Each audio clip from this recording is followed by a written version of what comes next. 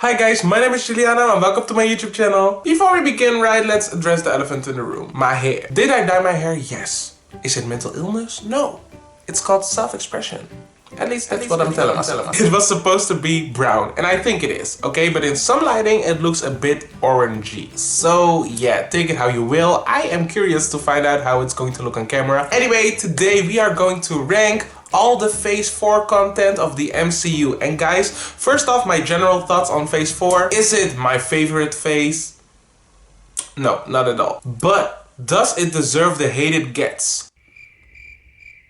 No, I don't think so. And here's my reasoning why. Phase 3 by far the best phase in my opinion and in many other people's opinions. But to get to that point we had to go through 10 years worth of content, okay? It got better and better and better and better. When I look at Phase 1, like not one of the movies in that phase is even close to my top 10 Marvel movies. And I'm pretty sure if you're looking back to Phase 1, it wasn't even all that. The first few movies are there to just lay the groundwork for the rest and what's about to come. And that's what I felt like Phase 4 was doing. So the dip in quality between Phase 3 and Phase 4 actually makes sense to me because it was more supposed to line up with Phase 1. If that makes sense. So while this phase wasn't as amazing as we had hoped it to be, I think it can be forgiven and like we shouldn't give up hope on the MCU. Okay, now that my general consensus is out of the way, let's start ranking it. And I'm going to do it like this. First I'm going to rank the shows, then I'm going to rank the movies, and then I'm going to combine them in one list. By the way, I'm only ranking shows and movies, so the specials, even though I enjoy them, especially Werewolf by Night, are not on this ranking. Huge disclaimer by the way, this is based on my taste and what I like. I'm not going to really critically analyze it as much. It was just purely based on my enjoyment, so don't get too triggered, okay? Matter of fact, I actually like to hear your opinions down below. Like, what are your favorite shows and movies of Phase 4? Starting off with the TV shows, at number 8 I have What If. I'm not even going to lie to you, like at first when I saw the animation I was like, ooh, it doesn't look right. For some reason the animation style just bothered me, like it was kind of ugly. I would have loved to seen it take a more of an Into the Spider-Verse approach. You know, but it just seemed like, what did it remind me of again? I think it was kind of giving a mix between Code Lyoko and Intergalactic Football, which was fine at the time, but now we have evolved in animation, so it was just like, I don't know. Eventually I got used to the animation style and I enjoyed it more, but there were just a bit too many episodes that I didn't care for. Like, my favorites were by far T'Challa Star-Lord. And the one with Doctor Strange, the zombies one was so good. And the finale actually had me like, okay, that's cute, tying everything together. I like that one. I think the concept of What If is very cool, and I think it's so nice that they actually use the real voice actors that play those characters in the MCU. But because they are characters in an other universe and not the universe we are watching as a viewer when we are seeing the MCU, I just couldn't help myself to care that much about the characters. Number 7, and it pains me in my heart to say this, but Miss Marvel. I was defending this show. I was defending this show till the bitter end. I was like, and that's because I was so hyped for it. I actually love the character of Kamala Khan, and I still do. Like, the main takeaway of her own show is the character herself. I love Kamala and her parents, and like, that's about it. No, that's not true. There are some aspects that I liked. I just think the show overall fell a bit flat. It was kind of boring, in my opinion. And yes, before y'all throw that thing at me of like, it's a kid show, you're not the target audience, blah, blah, blah, blah, blah. I watch High School Musical, the musical series. Like, I can get that it's a kid show and I applaud the MCU for trying out different genres, but that doesn't excuse some of like the choices that were made. Like, some of the jokes didn't land, y'all, and I tried my best to laugh, but they just didn't land. Where'd you learn to jump like that, Turtles? Where'd you learn yours, huh? Donkey Kong? The villains, man. The villains were just so stupid. They weren't interesting in the slightest, like they didn't feel like a huge threat, and it's just like lame. Super lame, their powers were lame. I loved the first episode and the third episode because I do think that's where, I don't know, it kind of reminded me of the feel of Spider-Man Homecoming. Like, I really like that aspect of the MCU, like the regular high school life of the kids who also have these superpowers. But I'm sad to say, from the point that they actually flew out of the country and I was like, oh my god, now it's going to get great, it just took a nosedive in quality. The action scenes were just kind of meh, and also I think it's really sad that it lost its creativity in visuals. Like, the first episode was so visually interesting with all the drawings and stuff, but they didn't really like continue with that throughout the entire series, and it is so sad because I really like that art style. At number 6 we have Moon Knight. And with this also, the best thing that this series delivered was its main character. The duality between Steven and Mark was like amazing to witness. And I love Oscar Isaac in the role, like he killed it. He also delivers badass fight scenes. Like, I love seeing Moon Knight in action, like as the hero. Or like, is he a hero? He's kind of like an anti-hero, especially with the third personality showing up at the end. And the pilot episode is one of the best episodes overall in the entirety of the MCU shows, because that one was just, it was so thrilling. You were really wondering what the hell is going on, and it kept me on the edge of my seat. It was so intense. And after that, it never regained the same quality as the first episode. Like, the first episode was great, and after that it didn't really capture me back in, just because it got to a point where I was like, okay, it's getting a bit too fake now. Like, episode 5 was a bit much for me. I didn't really care that much for episode 5. Meanwhile, it's like a lot of people's favorites. If so, I'd like to hear why from you. It was a bit too chaotic for me, like a lot going on, a lot of like sensory overload shit. But also shout out to Layla, because Layla, Scarlet Scarab, I was like, okay, Layla is basically like the typical Marvel love interest, but at the end I was like, I want to see some more Scarlet Scarab. Give me more Scarlet Scarab if there will be a season 2. At number 5, y'all gonna hate me, but I put Loki on there. Hear me out, don't throw tomatoes. To be fair, and I am the only person on this entire planet with this opinion, so don't feel attacked, like y'all are already in the majority. I'm just over here standing alone. But I never got the appeal to Loki's character. Like, people are next level obsessed with Loki. They are just like, oh my god, Loki is so amazing. I love Loki. Loki is my life best MCU character. And I'm just like, where? Like, what do I not see what y'all are seeing? Like, I get it, it's the point of his character. Is he trustworthy? Is he not trustworthy? But at a certain point, it just gets exhausting for me. And I had to go through an entire series with that character that I initially didn't care for. This show did, however, help me like Loki more. Okay, I actually appreciate Loki a bit more now. But that was also due to the introduction of this bitch. I didn't really care for Sylvie like that. Well, I wanted to give her a chance, okay? I wanted to give her a shot. But in the finale, she just pissed me the fuck off. Because that Kang actually kind of made several points. And even though it's not really ethical what he did, like, he did it for the greater good, because, well, phase 6 is about to be a mess, and that's because of Sylvie's stupid ass. So my main issue with this show was that, you know, we had weekly episodes, and in my opinion, we weren't getting a lot per episode. Like, it was really slow. But, okay, I recently revisited the show. Having viewed it a second time, I do enjoy it more, because the entire concept of the TVA, it was fake for me at first, but when I was rewatching it, I got certain things that I didn't understand back then. So now I'm just like, okay, I was a bit dumb. I do understand some things now. Also, the Mobius character, love him. Love him. Owen Wilson, yes. Can't wait to see more of his character especially, because, I don't know, I really enjoy his banter with Loki. So in conclusion, the show actually grew on me. I am starting to like it more and more the more I think about it. At number 4, the most unpopular opinion of all, She-Hulk. Should I just leave? Okay, you know what? Y'all hate me, I know. I can say with a straight face that I enjoyed She-Hulk. For the most part. Is it a perfect show? No, I'm not going to say that, but I will defend it for being actually what it claims to be. A silly, funny, not always funny. It has its moments, but yeah, it's just a silly comedy show. On the topic of Marvel trying out different genres, I actually think they did a decent job with She-Hulk. And even though the script wasn't it, at sometimes. And yeah, I'm going to get to the positive stuff because it's number 4 for a reason. But the performance of Tatiana Maslany as She-Hulk, for me, is what carries the show for me.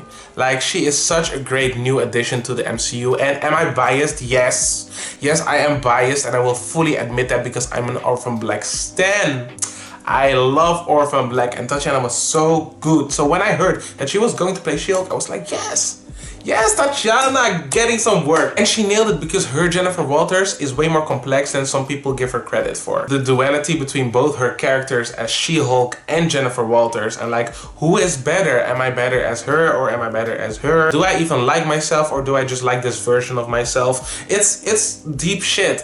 And in the therapy episode, they really made that dilemma a bit full circle for me. So I think, even though yes, it's silly, goofy, not amazingly written show, it does deal with the themes that it's supposed to deal with well. If this show does anything, is show the potential that She-Hulk has within the movie space. The VFX weren't that bad, okay? Like in the trailers, yeah, they were wonky. And did she look like a sim sometimes? Yes, she did. But with a movie budget, I actually think a lot of people will stand She-Hulk more because they actually get to see her full potential, like her power set and stuff. As far as the character goes, I feel like we got a pretty good sense of what she is, who she is. And to me, she is likable and one of the better characters introduced in this phase. By the way, we cannot talk about She-Hulk without mentioning Daredevil. Like the last 2 episodes of She-Hulk.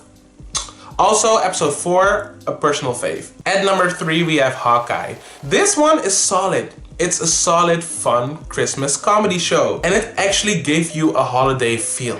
Like, I feel like I'm going to rewatch Hawkeye this December just because it actually puts you in the spirit. It commits to its themes. The show introduces Haley Steinfeld as Kate Bishop, and I actually really enjoy her character and the way she's played by Haley. It gave me Yelena, the best part of Black Widow. We'll get to Black Widow later. Like the banter between Yelena and Kate alone, it has to be in the top 5. Come on, Hawkeye has to be in your top 5 shows of the MCU. But the biggest compliment I can give this show is that I don't not care for Clint's character anymore. Because throughout the entire MCU, I was just like, Hawkeye, don't really care. Should have been him instead of not in Endgame. Well, he actually has kids, so it probably should have been that. But like, in my heart, he was the one to head out. Okay, and even though he's still not the best character in his own damn show, like, that's kind of sad, I enjoyed him a bit more. Like, I didn't care for him at all at first. So I was like, this show is not going to be damn interesting. But then it turned out it's one of the better ones after all. At number 2, we have Falcon and the Winter Soldier. Underrated for what? This show is so good. Like, all the action sequences, I was like, yes, I saw a glimpse of the Winter Soldier, like Captain America and the Winter Soldier in there, and that's one of my favorite action movies within the MCU. I am throwing unpopular opinions at you, but I wasn't the biggest Bucky fan either. Like, in Civil War, I was Team Iron Man, and I was petty, and I know he was manipulated by Hydra and whatever and all that, but I was petty. If those parents were my parents, Bucky wouldn't be here today. Bucky wouldn't be here today. But I kind of love Bucky now.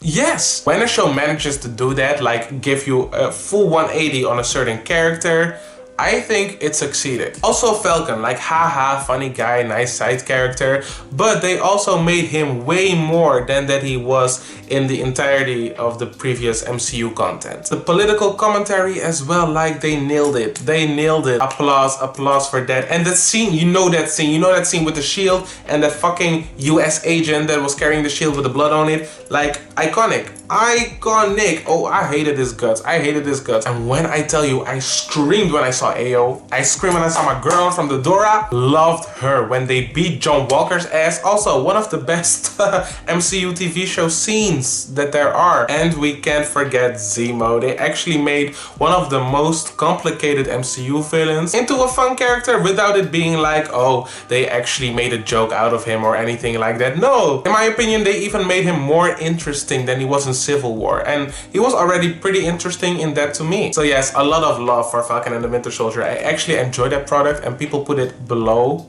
on their ranking, and I'm just like, why? But number 1 for me has to be WandaVision. This was a moment. This was the first Disney Plus MCU TV show, and I was just, I was eating it up each week. It's perfect. It's perfect, and I'll stand by. Oh, it's not perfect, by the way. oh, it's not perfect, but it's close. The way I was seated each week, like Falcon and the Winter Soldier and WandaVision were the only Disney Plus TV shows that did that correctly. After the end of each episode, you actually wanted to tune in immediately when the new episode dropped. And with the other shows, it was just like, I guess I can just binge it when it's all on there. But no, not with WandaVision. WandaVision ate. It left a bit of crumbs, like hints that would happen in the episodes after that, and everybody was theorizing about it, and I think it was so cleverly done. It was not only an ode to old comedy sitcoms, it was also kind of a mystery, a thriller mystery,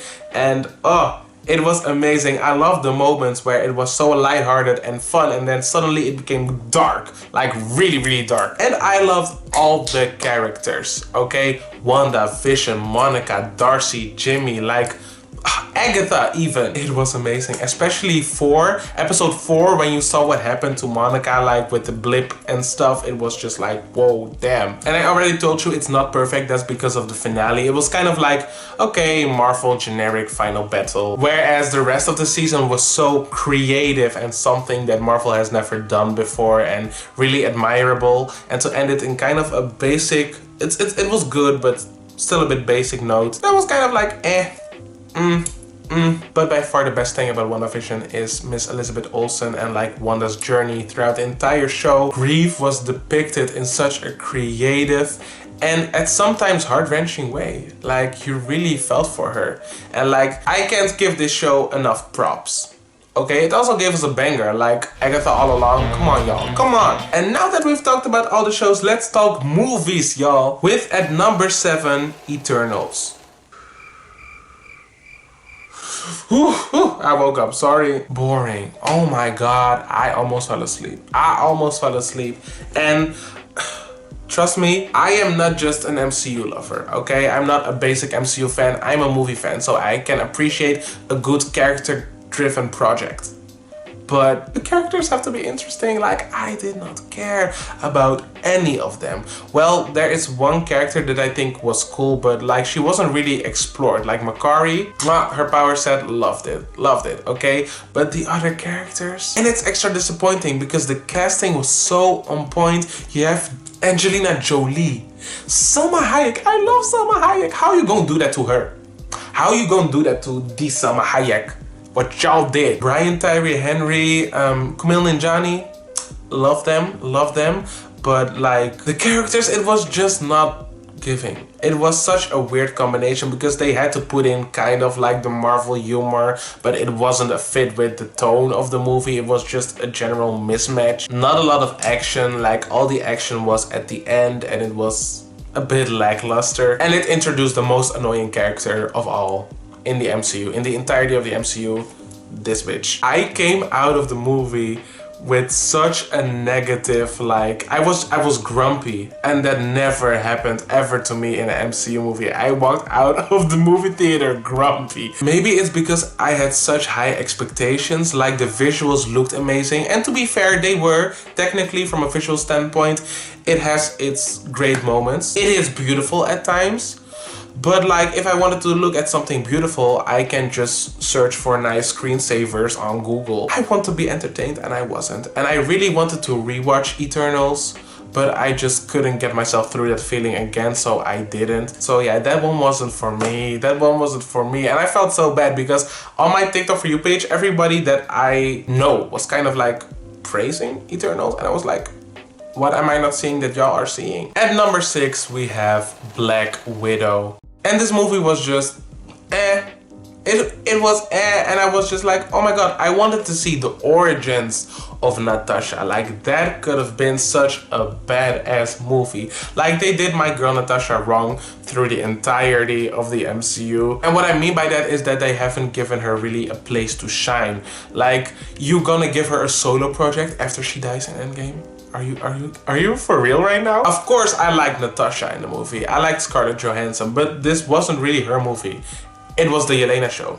And to be fair, I love Yelena and I love Florence Pugh, so I didn't really mind it, but I do think it's kind of disrespectful towards the OG Black Widow. Plus, even though I love David Harbour in Stranger Things as Hopper, I do not care for Red Guardian, like, at all. Like, when I saw that he was announced to be in the Thunderbolts, I was just like, oh my god, not him again. I do like the fight scene between Natasha and Taskmaster in the beginning of the movie, like the bridge scene, but the movie overall was kind of, it fell flat for me. It felt flat and it was purely there to introduce Yelena, which I love Yelena, and therefore I give this movie some props, but it was just not top tier Marvel. It was like mid or even a bit below mid, in my opinion. At number 5 we have Thor Love and Thunder, a movie that I actually do enjoy. I don't have a lot of things to say about this movie. Do I hate it like some other people do? No. Do I love it? Nah. I enjoyed Chris Hemsworth as Thor, obviously. I really think he has put a nice spin on the character,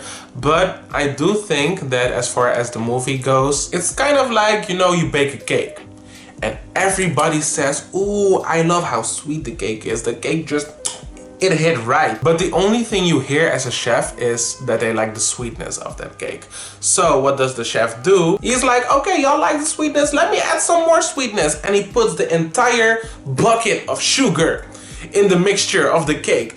That's that is what Thor Love and Thunder feels like in comparison to Thor Ragnarok. They took the silliness and fun out of that movie and they just went overboard with it in this one. It was kind of like, at some point it wasn't even funny, it was just cringy, like the entire goat joke. Like, no. It was annoying and childish and I was just like, ugh. Then again, some of the jokes did land. Like, for example, the entire Stormbreaker and Mjolnir love triangle.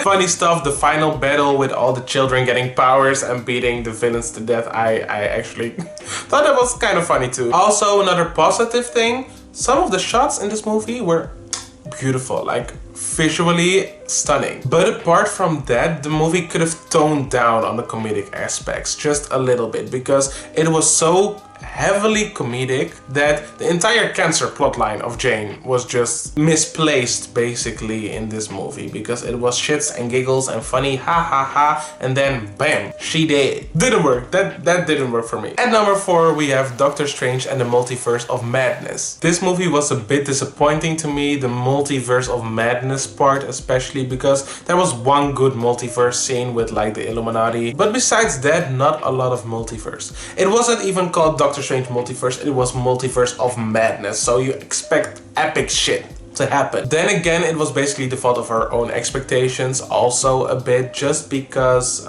we thought it was going to be like a Captain America Civil War type of film where it's just Doctor Strange in the title, but it's a team-up movie. But no.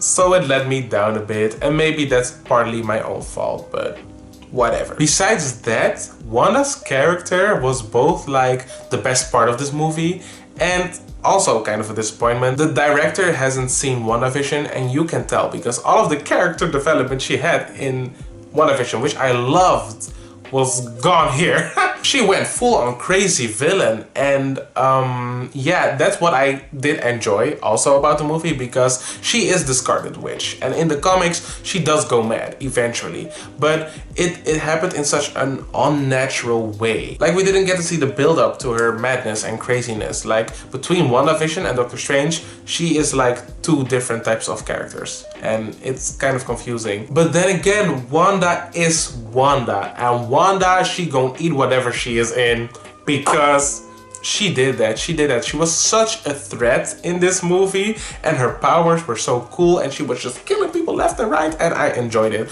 I was like, yes, pop his head, pump. What mouth, bitch? Like, she was so epic, and the horror influences. Like, people say that this is a horror movie, it's not, but like the horror influences that it does have, loved it. Gave me goosebumps. Sam Raimi, you did that. We're moving on to the top 3, and these 3 movies are all movies that I love. Like, they are amazing in my opinion. With, at number 3, Black Panther Wakanda Forever. Before we begin, I'm not talking spoilers because the movie is still out in theaters. But when I tell you I cried, like my entire friend group was in tears. This movie was such a beautiful ode to Chadwick Boseman, and it hit deep. Like, the intro rolls and you are already a mess. There's a lot of discussion, you know, like was it the right option to recast Chadwick, or is this the way to go? Personally, the way they handled it, especially with a tease at the end, I do think they handled it in the best way possible. People are never going to be happy. Either way, there would have been haters, so I feel like this is a respectful way to go about it. This movie was so well thought out. Ryan Coogler was handed the like impossible task to make a sequel without its main protagonist and deal with its main protagonist's death without actually showcasing him. So it was a really difficult task, but they pulled it off so well and respectful, and I loved the way they went about it. This is how you experiment with genres, Eternals, because this was a drama movie. This wasn't action, this wasn't your typical Marvel. This was a drama movie that focused on the grief of the characters. And it was really character driven, and we got to see through their eyes. Everybody had a different perspective on the loss of T'Challa. Everybody had a different way to deal with his death, and every way seemed valid and really real.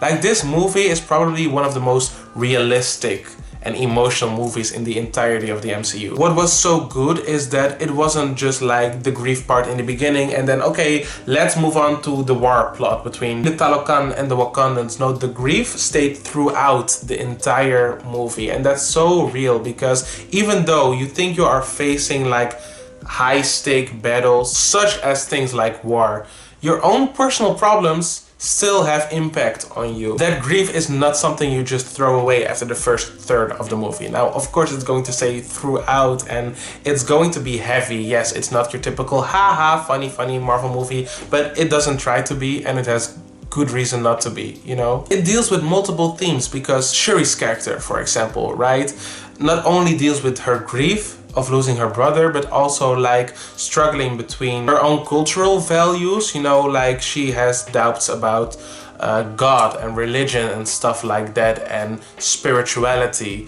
because she's more of a like technical science person. So that conflict also kind of like has a place within her grief and like how she deals with it, because she's like, spirituality is not going to help me get through this. I am the one who could have saved T'Challa because I am the tech whiz. Like, with my knowledge and skill set as far as vibranium and stuff goes, I could have saved T'Challa, and no ancestral plane or anything like that is going to help me with my guilt, basically. And that was really interesting because it gave all of the side characters, I only used Shuri as an example, I'm not going to go in depth, but I could actually if I wanted to. All of them have arcs that made these previously side characters three-dimensional characters, and you really get to know them. And I don't know, it was done in such a beautiful and smart way, like storytelling wise. Angela Bassett, you're going to get that Best Supporting Actress nomination because I'm leading the campaign for that. Yes, we're going to get you a nom, girl. I'm sorry, y'all, the camera died. I've been talking for a long ass time, let me wrap it up. Anyways, as to what I was saying.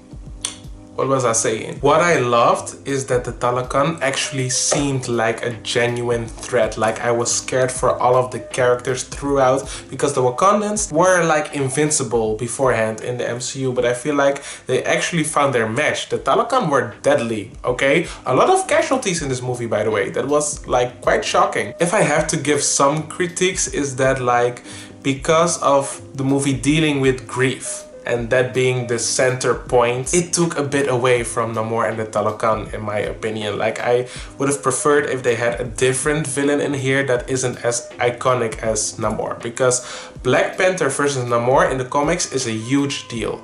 So I would have liked to see it in another movie and deal with the grief in this one with possibly another villain, like focus on the Western countries coming for the vibranium. That was an issue that was dealt with in the beginning in the court scene where Angela Bassett nailed that shit. The third Black Panther film could have been about Namor and the Talokan, and we could have gotten more information about them, and I thought that would be very nice, but we got what we got, and I do have to say I like what we got overall very much. Number 2 on my ranking is Shang-Chi and the Legend of the Ten Rings. I love this movie. This is one of the best solo movies within the entire MCU.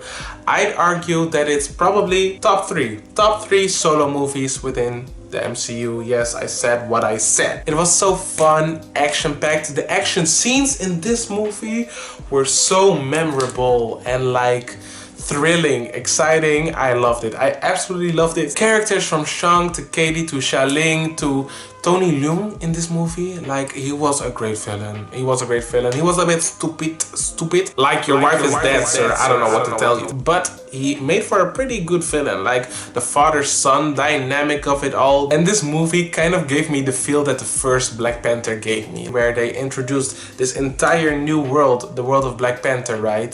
With Wakanda and the civilization, this entire new corner of the MCU location-wise, and I got the same feel with Shang-Chi. Like, the new characters, the new locations, and everything seemed so fresh and exciting, and I don't know, I thought he actually brought something new and cool to the MCU. This movie hits on all fronts, comedy-wise, action-wise, character-wise, location-wise. There are some beautiful shots in this movie. I love it. It's probably in my top 5 MCU movies of all time. Like, yes, that's how much I love it. Then, as to nobody's surprise, I think, number 1, Spider-Man No Way Home. This movie is an experience. An experience, a life-changing experience, and oh my god, I have goosebumps just thinking about my first time seeing this in the theater. And people are so quick to say, it's just fan service, it isn't even that good, blah blah blah blah blah, it's fan service. This is fan service done right, because there are a lot of ways to do fan service and it just feels like cringy because it's just basically fan fiction. No, this was done right, okay? It's wrong if you do it in a non-organic way, but this was just, I think, so well written. And it's not just about like the Andrew Garfield, Tobey Maguire are there, yay, you know, it's not just about that. In my opinion, this movie was the transformation from Tom Holland's Peter Parker to becoming the real Spider-Man. Before that, you can argue that the MCU kind of wanted to put Peter Parker in this Tony Stark Jr. position. You know, he was looking up to Tony. Tony was his mentor in Homecoming. Then in Far From Home, Tony has sadly passed away, so he's trying to fill in his shoes and carries this responsibility of having his glasses and stuff. I feel like Homecoming and Far From Home tried to make Peter something he is not. Like, and it got criticized for that. It wasn't really a Spider-Man story per se, since it was attached to so many other factors within the MCU. And now we have seen Peter Parker grow to become the Spider-Man at the very end that he is supposed to be. Like, it's just, the way that the story is written is just amazing. On May's death, I was a wreck. I was a damn mess. Toby and Andrew coming in, that moment of like shock, but also like we kind of knew it, but we didn't dare to dream that it would actually happen. And then one of the best scenes, like when MJ falls and Peter gets dragged away and we're just like, fuck, no, instant trauma. And then, speaking of trauma, Andrew comes in, saves her, and gets to resolve his own trauma in a way.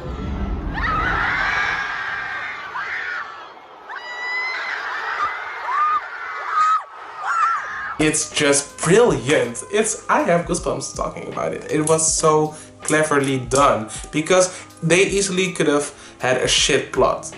Like, they could have had the mindset of like, okay, but we have Toby, we have Andrew, like that will do it. The fans will love it either way because we put them in it. But they actually cared so much about Tom's version of the character. They cared about all the versions, by the way, because I feel like everyone's individual storylines lined up perfectly in this movie. But this movie is where Spider-Boy becomes Spider-Man, and I loved it. I loved it. I can't wait to see what Tom Holland Spider-Man does next. And this is my favorite MCU movie. Yes, it was fan service.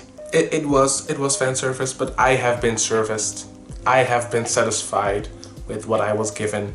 Like, there's nothing wrong with that. Well, you guys, I've ranked the shows, I've ranked the movies. Let's put those rankings together, and this is my final ranking of Phase 4 of the MCU. Don't be mad at me, please. Don't be mad at me. Don't. I already see you writing the hate comments. Don't do it, please. I am human with an opinion. Y'all can have your opinion. I am actually curious to hear your opinions, so let me know down below, but in a respectful manner, okay? Feel free to share your thoughts and I'll make sure to respond because I do love talking things MCU. Make sure to like, subscribe and share if you care, and you can also follow me on my Instagram right here if you want. Well, that's it guys. Ciao!